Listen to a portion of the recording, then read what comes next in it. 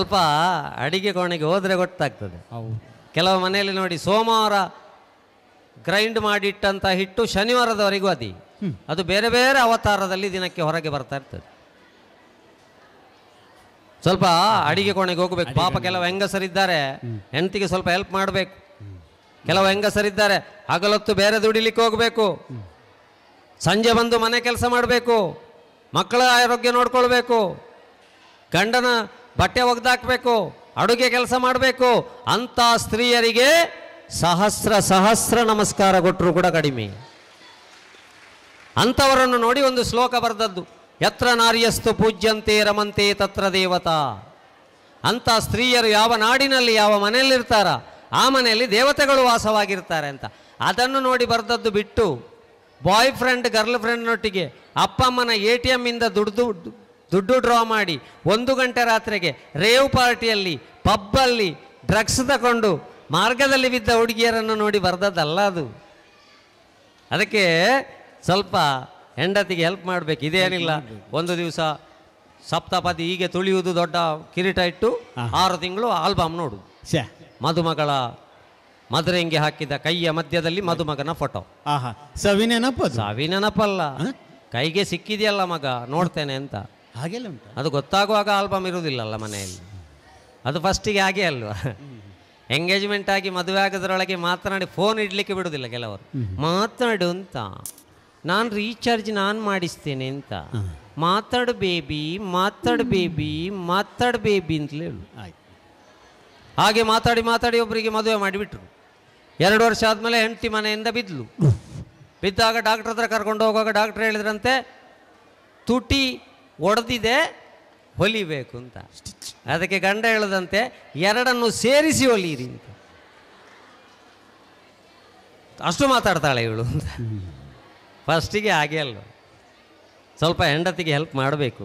Help ಮಾಡಬೇಕು, ಅರ್ಥ ಆಯ್ತಲ್ಲ. ಅಡಿಗೆ ಕೊನೆಗೆ ಹೋಗ್ಬೇಕು. ದೊಡ್ಡ ದೊಡ್ಡ ಕೆಲಸ ಏನು ಹೇಳುದಿಲ್ಲ ಅವರು, ಪಾಪ ಒಂದು ಚಿಕ್ಕ ಚಿಕ್ಕ ಕೆಲಸ ಹೇಳ್ತಾರೆ, ಅದನ್ನು ಮಾಡಬೇಕು. ಎಲ್ಲರೂ ಮನೆಯಲ್ಲಿ ಕೊಂಡೋಗಿ ಮಕ್ಕಳು ಗಂಡ ಎಲ್ಲರೂ ನಾವು ತಿಂದ ಪಾತ್ರೆಯನ್ನು ಸಿಂಕಲ್ಲೇ ಹಾಕುವುದಾದ್ರೆ ಅಮ್ಮ ಅಂತ ಹೇಳುವವಳ ಅಲ್ಲ ಕೆಲಸದವಳ ಅಂತ ಆಲೋಚನೆ ಮಾಡಬೇಕು.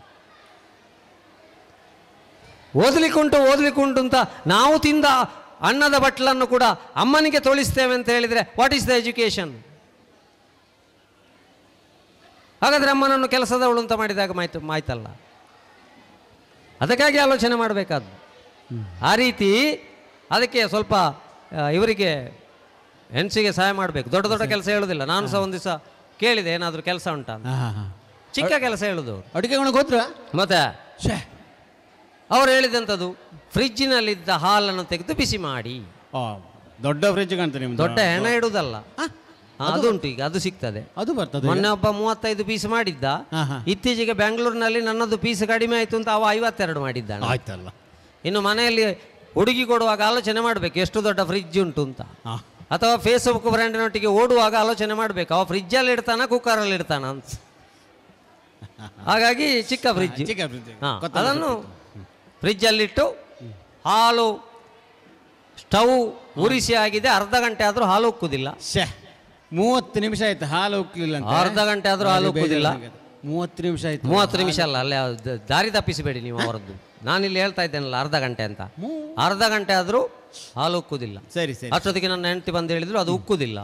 ಯಾಕೆಂತ ಆಗ್ಬೇಕಲ್ಲ. ಅಷ್ಟೊತ್ತಿಗೆ ನನಗೆ ಸಿಟ್ಟು ಬಂತು. ಪೆಟ್ಟಿಲ್ಲ ಜಗಳ ಪೆಟ್ಟಿಲ್ಲ. ರಜತ ಸಂಭ್ರಮದ ಅವತ್ತು ಎಲ್ಲ ಪೇರೆಂಟ್ಸ್ನ ಎದುರು ಹೇಳ್ತೇನೆ, ಯಾರ ಮನೆಯಲ್ಲೂ ಹೆಂಡತಿಯಲ್ಲಿ ಯಾರು ಸಿಟ್ಟು ಮಾಡಬಾರ್ದು, ಜಗಳ ಮಾಡಬಾರ್ದು, ಪೆಟ್ಟಾಗಬಾರ್ದು, ಮಾಡಬಾರ್ದು. ಒಂದು ಹೆಂಡತಿ ಒಂದು ಹೆಲ್ಮೆಟ್ ತಲೆಯಲ್ಲೇ ಇಡಬೇಕು ಯಾವಾಗ, ಸೇಫ್ಟಿ. ಅದಕ್ಕೆ ಹೆಂಡತಿ ಹೆಲ್ಮೆಟ್ ಅಂತ ಹೆಸರು. ಒಂದು ಹೊರಗಿಂದ ಏಟಾಗುವುದಕ್ಕೆ, ಒಂದು ಒಳಗಿಂದ ಏಟಾಗುವುದಕ್ಕೆ. ಹೆಲ್ಮೆಟ್ ಕೆಳಗಿಟ್ಟೋದ್ರೆ 500 ರೂಪಾಯಿ ಫೈನ್ ಕಟ್ಟಿ ಹೋಗ್ಬೋದು. ಹೆಂಡತಿ ಕೆಳಗಿಟ್ರೆ 7 ಜನ್ಮಕ್ಕೂ ನೀವು ಉದ್ಧಾರ ಆಗ್ಲಿಕ್ಕಿಲ್ಲ. ಹಾಗೆ. ಉಕ್ಕುದಿಲ್ಲ ಅಂದ್ರೆ ಯಾಕೆ ಉಕ್ಕುದಿಲ್ಲ ಹೇಳಿದೆ, ಕಾರಣ ಬೇಕಲ್ಲ. ಯಾಕೆ ಉಕ್ಕುದಿಲ್ಲ, ಎಲ್ಲ ಉಕ್ಕುದಿಲ್ಲ ಅಂತ. ಮತ್ತೆ ಕೆಲವು ಹೆಂಗಸರು ಚೊರೆ ಶುರು ಮಾಡಿದ್ರೆ ಅವರು ಬೇಗ ಉತ್ತರ ಹೇಳುದಿಲ್ಲ. ಉಕ್ಕುದಿಲ್ಲ ಅಂತ. ಉಕ್ಕುದಿಲ್ಲ ಅಂದ್ರೆ ಯಾಕೆ ಉಕ್ಕುದಿಲ್ಲ, ಯಾಕೆ ಉಕ್ಕುದಿಲ್ಲ ಹೇಳಿದ್ರೆ ದೋಸೆ ಹಿಟ್ಟನ್ನು ಸ್ಟವ್ ಅಲ್ಲಿಟ್ಟು ಸ್ಟವ್ ಉರಿಸಿದ್ರೆ ಎಲ್ಲಿಗೆ ಉಕ್ಕುದಿಲ್ಲ. ಯಾರಿಗೆ ಬಣ್ಣದಾಯ್ತು, ಯಾರಿಗ್ ಗೊತ್ತು. ಅಪರೂಪಕ್ಕೊಮ್ಮೆ ಆಗ ಅಡುಗೆ ಮನೆಗೆ ಹೋದರೆ ಈ ಒಂದೇ ಫ್ರಿಜ್ಜಲ್ಲಿ 4-5 ಬಿಳಿಯ ಪಾತ್ರೆಯಲ್ಲಿ ಹಾಕಿಟ್ರೆ ಅದು ಅಡಿಯಿಂದಲೇ ಕರಟಿ ಹೋಗ್ತಾ ಉಂಟು, ಕಪ್ಪು ಕಪ್ಪಾಗಿದೆ. ಹಾಗೆ ಹೊಸತನ ತಂತ್ರಜ್ಞಾನ ಅಂತೇಳಿ ನಾವು ಆವತ್ತು ಹೇಗಿತ್ತು ಅವತ್ತಿದ್ದೆಲ್ಲ ಬಿಟ್ಟು ಇವತ್ತಿದ್ದೇ ಸತ್ಯ ಅಂತ ಹಿಡ್ಕೊಂಡು ಹೋದರೆ ಸ್ವಲ್ಪ ಕಷ್ಟ. ಅದಕ್ಕೆ ಆವತ್ತು ಏನೆಲ್ಲ ಇತ್ತು ಇವತ್ತು ಏನೆಲ್ಲ ಇದೆ, ಆವತ್ತು ಮತ್ತು ಇವತ್ತಲ್ಲಿ ಯಾವುದು ಒಳ್ಳೆಯದು ಅಂತ ಆಲೋಚನೆ ಮಾಡಬೇಕಲ್ಲ.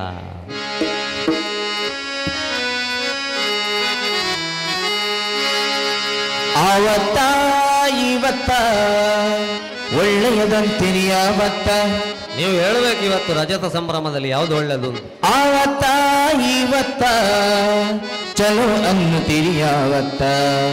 ಯಾವುದು ಚಲೋ ಆಯ್ತಪ್ಪ ಹೇಳ್ಬಿಡ್ಬೇಕಲ್ಲ. ಆವತ್ತ ಇವತ್ತ ಒಳ್ಳೆಯದಂತಿರಿ ಯಾವತ್ತ.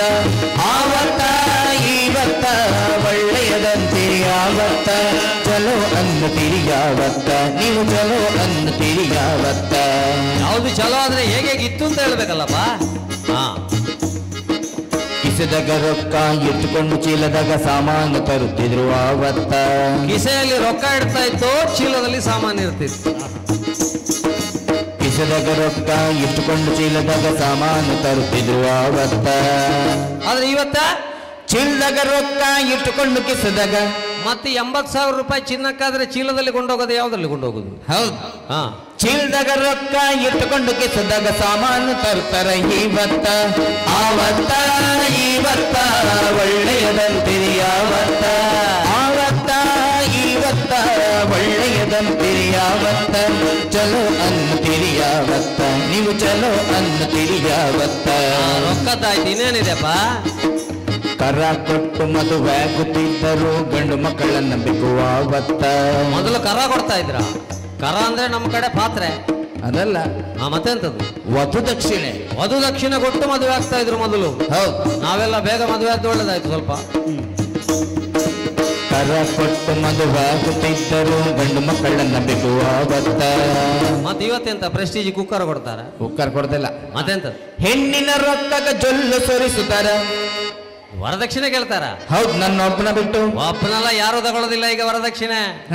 ಈಗ ಹುಡುಗಿಯ ಮಾನ ಮರ್ಯಾದೆ ಒಂದು ಒಳ್ಳೆದಿದ್ರೆ ಸಾಕು, ಬುದ್ಧಿವಂತಿಕೆ ಒಂದು ಒಳ್ಳೆದಿದ್ರೆ ಸಾಕು, ಗುಣನಡತೆ ಒಳ್ಳೆದಿದ್ದಂತ ಹುಡುಗಿಯನ್ನು ಎಂತ ಕೋಟ್ಯಾಧಿಪತಿಯು ಬಂದು ಖರ್ಚು ಹಾಕಿ ಮದುವೆ ಮಾಡ್ಕೊಂಡು ಹೋಗುವಂತ ಕಾಲ ಇದು. ಈಗ ವರದಕ್ಷಿಣಲ್ಲ, ಈಗ ಕ್ಯಾರೆಕ್ಟರ್ ಚೆನ್ನಾಗಿದ್ರೆ ಸಾಕು ಅಂತ ಹುಡುಗಿಯನ್ನು ಒಳ್ಳೆ ಕಡೆಯವರು ಬಂದು ಕರ್ಕೊಂಡು ಹೋಗ್ತಾರೆ.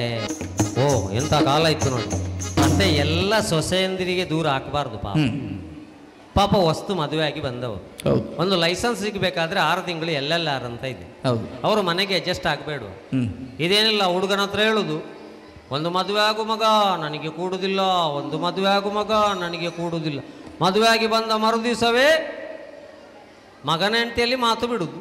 ಅವಳು ಅದು ಮಾಡಿದ್ದು ಸರಿಯಾಗಲಿಲ್ಲ, ಇದು ಮಾಡಿದ್ದು ಸರಿಯಾಗಲಿಲ್ಲ, 8 ಗಂಟೆಗೆ ಹೇಳೋದು, ಚಿರಿ ಚಿರಿ ಚಿರಿ ಚಿರಿ ಮಾಡ್ತಾ ಇರಬಾರ್ದು.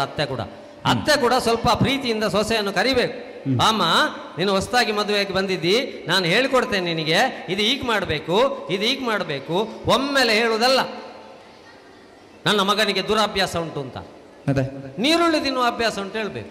ನೀರುಳ್ಳಿ ಉಳ್ಳಾಗಡ್ಡಿ ನೀರುಳ್ಳಿ ಮಾತ್ರ. ನೀರುಳ್ಳಿ ಯಾವಾಗಲೂ ತಿನ್ನೋದಿಲ್ಲ ಅವ. ಮತ್ತೆ ಸ್ವಲ್ಪ ಡ್ರಿಂಕ್ಸ್ ತಗೊಳ್ಳುವಾಗ ಮಾತ್ರ ನೀರುಳ್ಳಿ ತಿಂತಾನೆ ಹೇಳ್ಬೇಕು. ಕುಡಿಯುವಾಗ ಅಭ್ಯಾಸ ಕೂಡ ಉಂಟು. ಕುಡಿಯುವುದು ಯಾವಾಗಲೂ ಕುಡಿಯುವುದಿಲ್ಲ ಅವ. ಮತ್ತೆ ಇಸ್ಪೇಟ್ ಆಟ ಆಡ್ಲಿಕ್ಕೆ ಆಗೋದಿದ್ರೆ ಮಾತ್ರ ಕುಡಿಯುವುದು ಅಂತ ಹೇಳ್ಬೇಕು. ಅದು ಇಸ್ಪೇಟ್ ಇಲ್ಲ ಯಾವಾಗಲೂ, ಕುದುರೆ ರೇಸ್ ಇಲ್ಲದಿದ್ರೆ ಮಾತ್ರ ಇಸ್ಪೇಟ್ ಆಡೋದು ಅಂತ ಹೇಳ್ಬೇಕು. ಮರುದಿವಸವೇ ಸೊಸೆಯನ್ನು ಹಾಗೆ ಹೀಗೆ ಅಂತೇಳಿ. ಸ್ವಲ್ಪ ಸೊಸೆಯಂದ್ರಿಗೂ ಈಗಿನ ಜನರೇಷನ್ ಕಾಲ ಚೇಂಜ್ ಆಗಿದೆ. ಮತ್ತೆ ಮತ್ತೆ ಬರ್ತಾರೆ, ದಾರಿಗೆ ಬರ್ತಾರೆ. ಅರ್ಥ ಆಯ್ತಲ್ಲ? ಅತ್ತೆ ದೇವರೆಂದು ಪೂಜೆ ಮಾಡುತ್ತಿದ್ರು ಹೇಮರೆಡ್ಡಿ ಮಲ್ಲಮ್ಮ ಆವತ್ತ. ಇವತ್ತ ಅತ್ತೆ ಕತ್ತೆ ಎಂದು ಗಂಡನ್ನ ಕರ್ಕೊಂಡು ಫ್ಲಾಟಿಗೆ ಹೋಗುತ್ತಾರೆ ಇವತ್ತ.